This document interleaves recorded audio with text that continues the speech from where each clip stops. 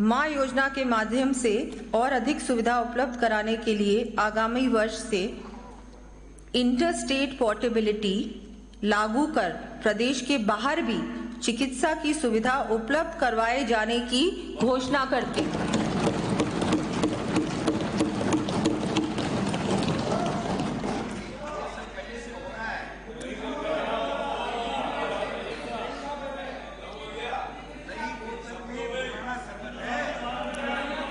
अरे सुन तो लो, बहुत सारी घोषणाएं होंगी, सुन तो लो, सुन तो लो। अरे सुनो सुनो नो सुनो नो नो नो 70 वर्ष से अधिक आयु के वृद्धजन हेतु जीरियाट्रिक केयर पैकेजेस, किशोरों के मनोवैज्ञानिक स्वास्थ्य के पैकेजेस, ओरल कैंसर हेतु पैकेज तथा विशेष योग्यजनों हेतु पैकेजेस जोड़े जाने प्रस्तावित हैं। इसके साथ ही राजकीय आयुष चिकित्सालयों के माध्यम से आयुष पैकेज भी योजना में लिए जाने प्रस्तावित हैं। यह एक निर्विवाद तथ्य है कि prevention is better than cure. इस दृष्टि से हमने बृहद स्तर पर स्वास्थ्य शिविर लगाकर ई हेल्थ रिकॉर्ड बनाने का कार्य हाथ में लिया है। अब तक 92,34,000 व्यक्तियों का स्वास्थ्य परीक्षण किया जा चुका है। इस कार्य के प्रथम चरण को माह जून 2025 तक पूर्ण कर आगामी वर्ष प्रदेश के 70 वर्ष आयु से अधिक के वृद्धजनों को आवश्यकता अनुसार घर पर ही निःशुल्क दवा उपलब्ध करवाए जाने की घोषणा करते हैं। राज्य में टाइप 1 डायबिटीज से पीड़ित मरीजों को बेहतर चिकित्सा सुविधा उपलब्ध करवाने की दृष्टि से समस्त जिला चिकित्सालयों में डायबिटिक क्लिनिक स्थापित किए जाने प्रस्तावित है। प्रदेश को टीबी मुक्त बनाने के लिए हमारी सरकार कृत संकल्प है। इस दृष्टि से प्रत्येक सीएचसी पर digital x-ray machine, Truenat व सीबी नॉट मशीन की उपलब्धता सुनिश्चित की जाएगी। HIV संक्रमित सहित अन्य हाई रिस्क प्रोन महिलाओं की सर्वाइकल कैंसर की स्क्रीनिंग की जाकर उपचार किया जाएगा। ट्रक बस ड्राइवरों तथा कामगार वर्ग यथा कारीगर, दर्जी, बढ़ई, नाई इत्यादि की आंखों की जांच कर निःशुल्क चश्मे उपलब्ध करवाने के लिए मां नेत्र वाउचर योजना लागू किए जाने की घोषणा करते हैं।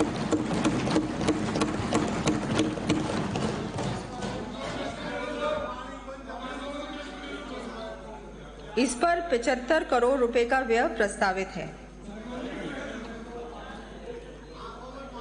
प्रदेश में हेमोडायलिसिस सुविधा का विस्तार करते हुए समस्त जिला चिकित्सालयों में 10 बेड्स इस हेतु उपलब्ध करवाए जाने की घोषणा करती हूँ।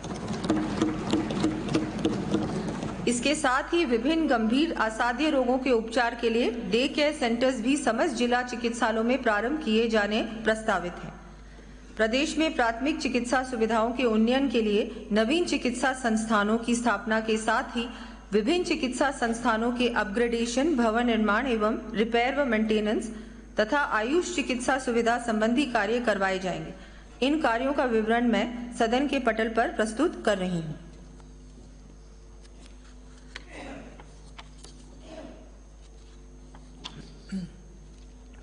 हमारा प्रदेश गंभीर एवं असाध्य रोगों की चिकित्सा के क्षेत्र में अग्रणी रहे एवं प्रदेशवासियों को समस्त प्रकार की चिकित्सा सुविधा प्रदेश में ही सुलभ हो, इस हेतु टर्शरी केयर सिस्टम को सुदृढ़ करने के लिए 1,300 करोड़ रुपए से अधिक की लागत से विभिन्न कार्य करवाए जाएंगे। इन कार्यों की सूची मैं सदन के पटल पर प्रस्तुत कर रही हूँ।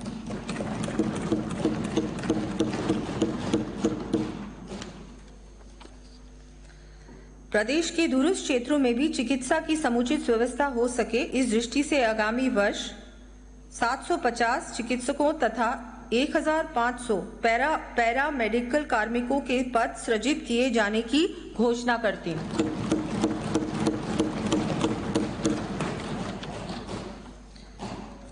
प्रदेशवासियों को स्वास्थ्य के प्रति जागरूक करने एवं बेहतर लाइफस्टाइल के लिए प्रेरित करने हेतु फिट इंडिया की तर्ज पर फिट राजस्थान अभियान 50 करोड़ रुपए के प्रावधान के साथ आरंभ करने की मैं घोषणा करती हूँ। इसके अंतर्गत विभिन्न आउटडोर गतिविधियों के संचालन के साथ ही प्रदेशवासियों को अपनी डाइट में एडिबल ऑयल की मात्रा में न्यूनतम 10% कमी करने के लिए भी प्रेरित किया जाएगा। प्रदेश में नवीन आयुष नीति लाई जाएगी तथा पारंपरिक चिकित्सा पद्धतियों को प्रोत्साहित करने की दृष्टि से पूर्णतः निरोगी होने पर गांवों को आयुष्मान आदर्श ग्राम घोषित कर 11 लाख रुपए प्रोत्साहन राशि दिए जाने की घोषणा करती हूँ।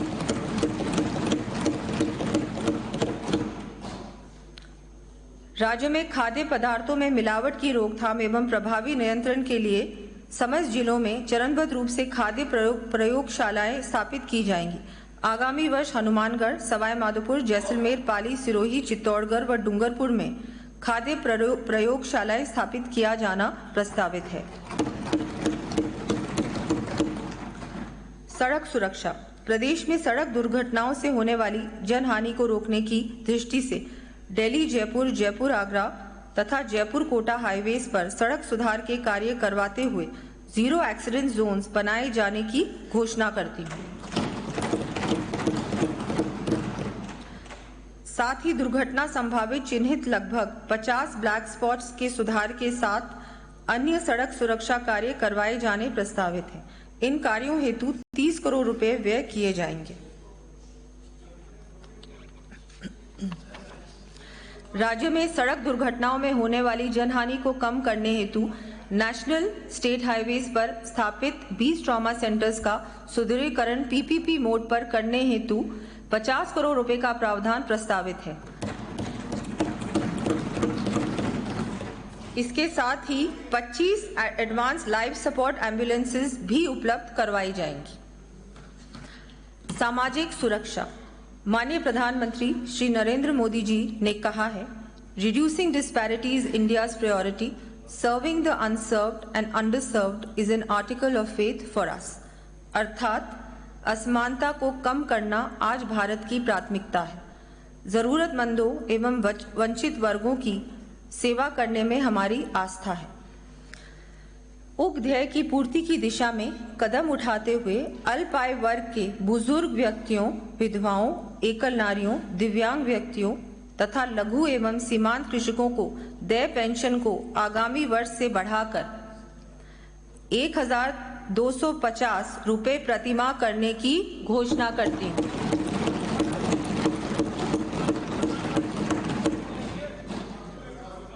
बेघर, वृद्धजन एवं असहाय निराश्रित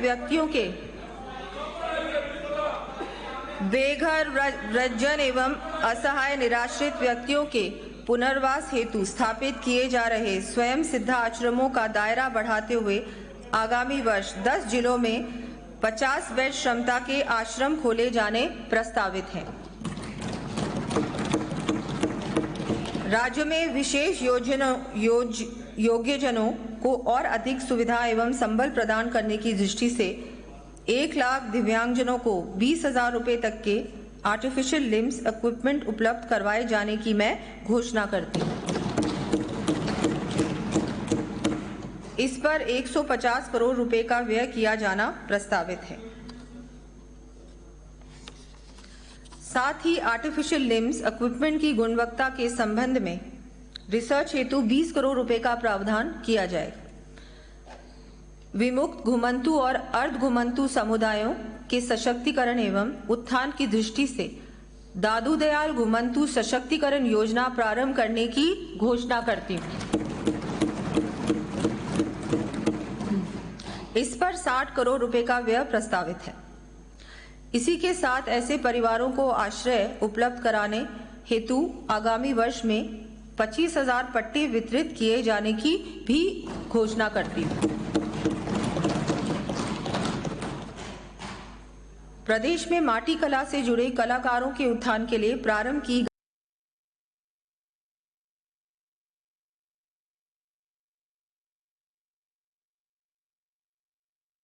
गई योजना को और वृहद रूप देते हुए आगामी वर्ष 2000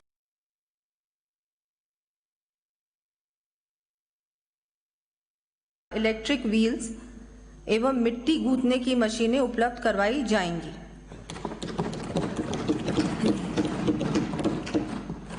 प्रदेश के SC, ST, OBC, EWS सफाई कर्मचारी, दिव्यांगजन आदि को आर्थिक संबल प्रदान करने की दृष्टि से अनुजा, OBC एवं अल्पसंख्यक निगमों द्वारा दिए गए ऋणों के क्रम में वन टाइम सेटलमेंट स्कीम लाई जानी प्रस्तावित है। हमारे द्वारा gig workers, online platform workers को सोशल सिक्योरिटी प्रदान करने के लिए गठित निधि से आगामी वर्ष इन युवाओं की इनकम में वृद्धि की दृष्टि से लैंग्वेज सर्टिफिकेशन कोर्सेज कराने की सुविधा निःशुल्क दिया जाना प्रस्तावित करती हूँ। साथ ही इस निधि का दायरा बढ़ाते हुए अनऑर्गेनाइज सेक्टर के अन्य श्रमिकों को भी सामाजिक सुरक्षा कवरेज प्राप्त हो सके, इस हेतु gig and unorganised workers development fund स्थापित कर 350 करोड़ रुपए का प्रावधान करने की मैं घोषणा करती हूँ।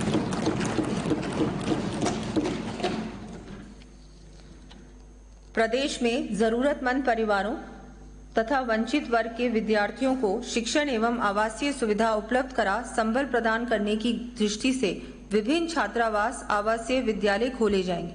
इनका विवरण मैं सदन के पटल पर प्रस्तुत कर रही हूँ।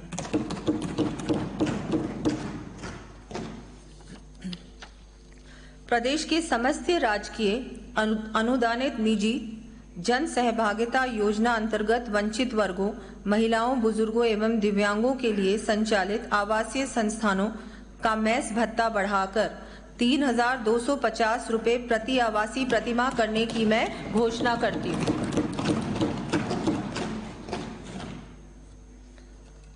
माननीय अध्यक्ष महोदय, हमारे संविधान निर्माता भारत रत्न बाबा साहेब डॉक्टर भीमराव अंबेडकर जी ने कहा था, I measure the progress of a community by the degree of progress which women have achieved। अर्थात मैं किसी समुदाय की प्रगति महिलाओं की प्रगति के आधार पर मापता हूँ।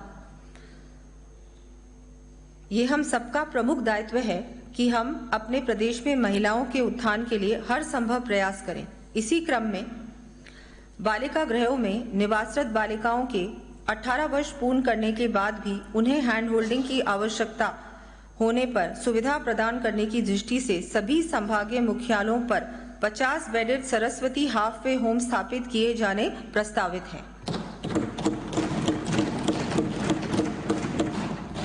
प्रदेश में देखरेख एवं संरक्षण की आवश्यकता वाली बालिकाओं के लिए 10 जिला मुख्यालयों पर गर्ल चाइल्ड केयर इंस्टीट्यूट स्थापित किए जाने प्रस्तावित हैं। छात्राओं में आत्मरक्षा एवं स्वाभिमान की भावना जागृत करने के लिए 34 महाविद्यालयों में स्थापित रानी लक्ष्मीबाई केंद्रों की सफलता एवं छात्राओं की रुचि को देखते हुए प्रत्येक ब्लॉक पर एक उच्च माध्यमिक विद्यालय अथवा महाविद्यालय में रानी लक्ष्मीबाई केंद्र स्थापित किए जाने की घोषणा करती हूँ। बालिकाओं को शिक्षा के क्षेत्र में प्रोत्साहन दिए जाने हेतु उच्च शिक्षा, तकनीकी शिक्षा तथा कालीबाई योजना के अंतर्गत 35,000 स्कूटी वितरण किए जाने की घोषणा करती हूँ। प्रदेश की महिलाओं के आर्थिक सशक्तिकरण व आजीविका संवर्धन हेतु राजीविका मिशन के अंतर्गत महिलाओं को लखपति दीदी की श्रेणी में लाए जाने का लक्ष्य बढ़ाकर 20 लाख किए जाने की मैं घोषणा करती हूँ। राजस्थान महिला निधि क्रेडिट कोऑपरेटिव सोसाइटी लिमिटेड का non banking financial company corporation के रूप में उन्नयन किया जाना प्रस्तावित है। इसके माध्यम से लखपति दीदी की श्रेणी में आने वाली स्वयं सहायता समूह की सदस्यों को 2.5% से घटाकर 1.5% ब्याज दर पर 1 लाख रुपए तक के ऋण उपलब्ध करवाए जाने की घोषणा करती हूँ। आगामी वर्ष 3 लाख लखपति दीदियों को इस योजना से लाभान्वित किया जाना प्रस्तावित है। SHGs द्वारा बनाए गए उत्पादों की ब्रांडिंग, पैकेजिंग में सुधार एवं ई-कॉमर्स प्लेटफॉर्म विकसित करने के लिए 10 करोड़ रुपए व्यय किए जाने प्रस्तावित हैं।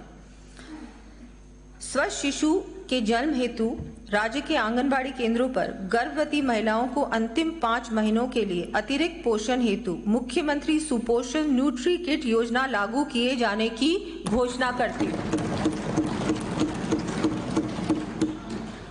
इससे लगभग 2,35,000 महिलाएं लाभान्वित होंगी। इस पर लगभग 25 करोड़ रुपए का व्यय होगा।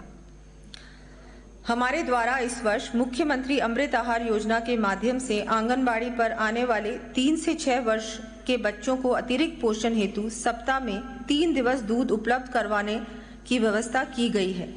आगामी वर्ष से इस योजना के अंतर्गत आंगनबाड़ी पर सप्ताह में 5 दिवस दूध उपलब्ध करवाए जाने की घोषणा करती हूँ।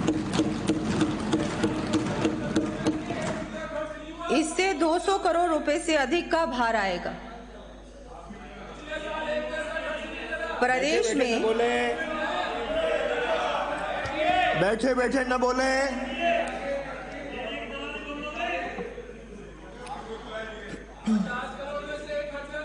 इससे 200 करोड़ रुपए से अधिक का भार आएगा। प्रदेश में खाद्य सुरक्षा का लाभ वास्तविक जरूरतमंद परिवारों को प्राप्त हो सके, इस दृष्टि से 10 लाख नवीन यूनिट्स NFSA लाभान्वित के रूप में जोड़ा जाना प्रस्तावित है।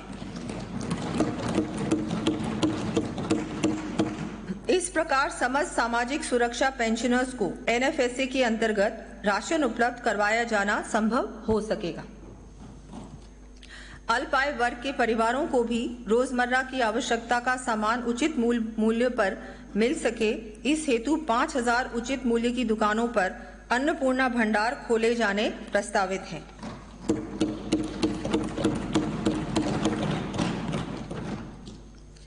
कानून व्यवस्था। प्रदेश को खुशहाली के पथ पर अग्रसर करने के लिए आवश्यकता है कि यहाँ कानून व्यवस्था सतत रूप से बनी रहे। आमजन विशेषकर हमारे बहन बेटियां पूर्ण रूप से सुरक्षित अनुभव करें तथा आज के युग में प्रदेशवासियों को साइबर क्राइम एवं ऑर्गेनाइज्ड क्राइम पर भी प्रभावी अंकुश लगाकर निर्भीक जीवन जीने का इकोसिस्टम वातावरण मिल सके। माननीय प्रधानमंत्री जी ने इस उद्देश्य से स्मार्ट पुलिसिंग का मंत्र दिया है, जहां स्मार्ट का अभिप्राय है S for strategic, M for meticulous, A for adaptable, R for reliable and T for transparent। इस गाइडिंग प्रिंसिपल को आत्मसात करते हुए प्रदेश में सर्वेलेंस एवं सुरक्षा तंत्र सुदृढ़ करने के लिए मैं राजस्थान नागरिक सुरक्षा अधिनियम लाने की घोषणा करती हूँ।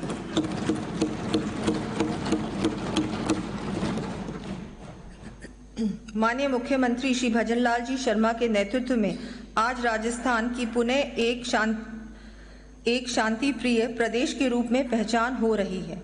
इस पहचान को बनाए रखने के लिए हमारी सरकार ठोस कदम उठा रही है।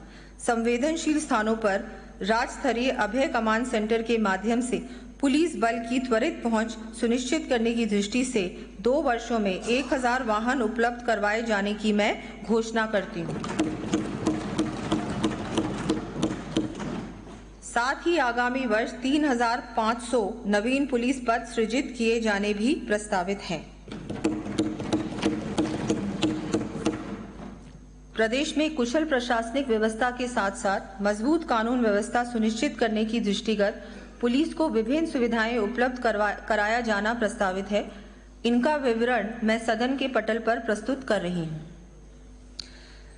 दृढ़ निश्चय की प्रतिमूर्ति लौह पुरुष भारत रत्न सरदार वल्लभ भाई पटेल के 150वें जयंती वर्ष में उनसे प्रेरणा लेते हुए प्रदेश में अपराध की घटनाओं के संबंध में त्वरित कार्रवाई एवं प्रभावी नियंत्रण सुनिश्चित करने की दृष्टि से पुलिस मुख्यालय के अंतर्गत Sardar Patel centre for cyber control and war room की स्थापना 350 करोड़ रुपए के व्यय कर किए जाने की घोषणा करती हूँ।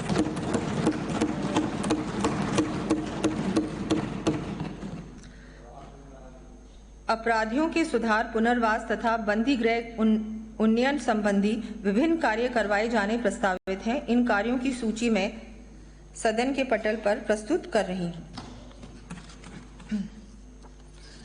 प्रदेश में कानून एवं न्यायिक तंत्र के विस्तार एवं सुदृढ़ीकरण के लिए पुलिस थाने, पुलिस कार्यालय, आधारभूत सुविधाएं, विकसित करने के साथ ही विभिन्न न्यायालय खोले क्रमोन्नत किए जाएंगे। इन कार्यों का विवरण मैं सदन के पटल पर प्रस्तुत कर रही हूँ।